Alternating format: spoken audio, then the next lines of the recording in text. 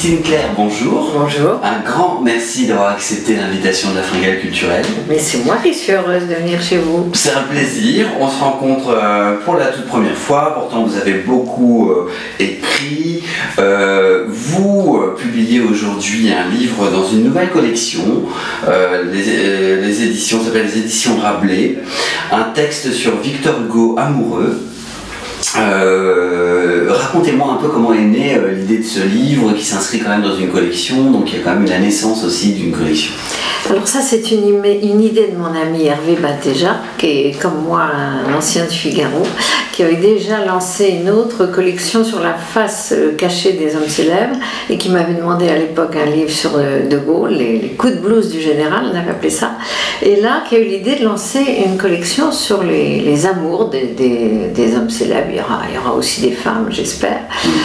Et il m'a demandé si je ferais un Victor Hugo. Alors, il a eu une intuition parce que justement, ça fait quelques années que je m'intéresse beaucoup à Victor Hugo, que je relis ce que je connaissais de lui et que je découvre Donc, ça m'a passionnée et j'ai dit oui tout de suite.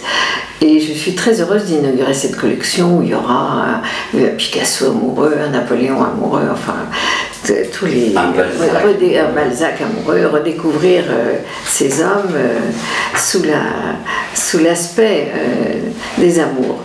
Des amours et des femmes. Alors ces femmes qui ont inspiré Victor Hugo, qui sont-elles? De qui parlez-vous? Alors je parle évidemment d'abord de Juliette, puisque l'amour de Victor Hugo et de Juliette qui a duré 50 ans, 50 années de lettres, quelque chose comme 22 000 lettres, époque bénie, n'était pas encore celle des textos, c'est merveilleux.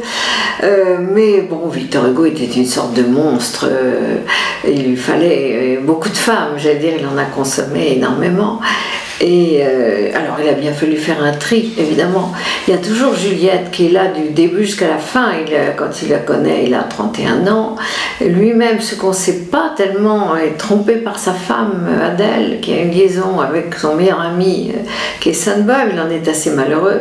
Et puis il rencontre cette jeune actrice de théâtre.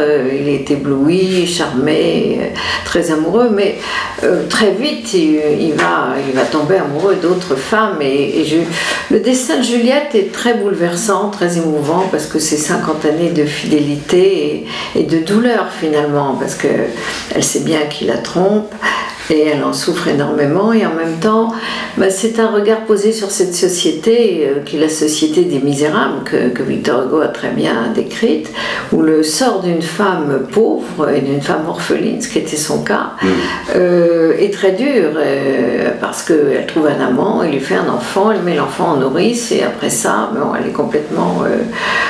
est complètement à la merci de tous ceux qui veulent bien s'occuper d'elle ou pas. Alors Victor Hugo l'a gardée, si on peut dire.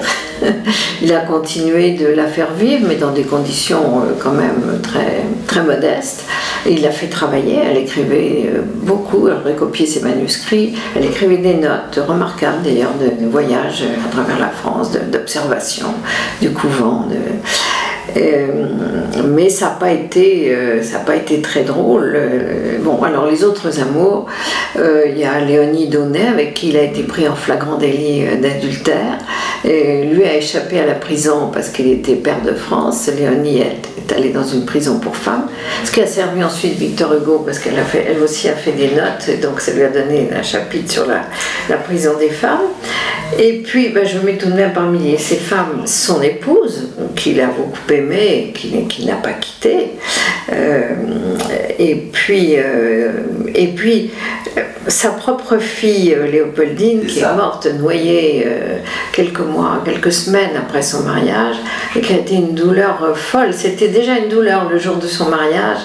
Il écrivait comme le rosier souffre quand on cueille sa rose. C'était la même douleur pour lui, mais une douleur encore plus grande quand elle est morte, d'autant plus qu'il était en voyage dans le sud-ouest avec Juliette et qu'il n'a appris, il n'y avait pas de téléphone, il n'y avait pas d'internet, il n'y avait pas de télévision, il n'a appris la nouvelle qu'une semaine plus tard, et le temps de rentrer, diligence, c'est très long, il arrive trop tard, mais c'est resté un grand amour de sa vie.